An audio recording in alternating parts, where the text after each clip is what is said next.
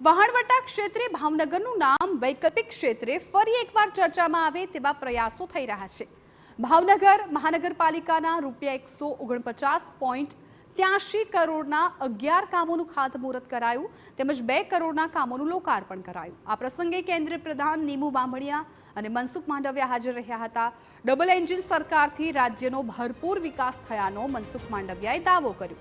ભાવનગરમાં આગામી સમયમાં નિર્માણાધીન એશિયામાં સૌથી મોટા સીએનજી ટર્મિનલનો ઉલ્લેખ કરીને માંડવિયાએ જણાવ્યું કે અલંગનો શિપ બ્રેકિંગનો ઉદ્યોગ યુરોપિયન શિપ રિસાયકલિંગ માનાંકોને અનુસરે તે પ્રકારની તૈયારીઓ કરાઈ રહી છે।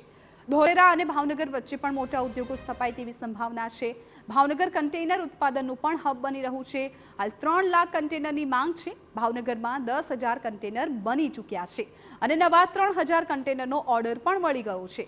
હાલ નવી કંપનીઓ પણ ભાવનગર તરફ મીટ માંડીને બેઠી છે, જે ખૂબ જ સારો સંકેત છે।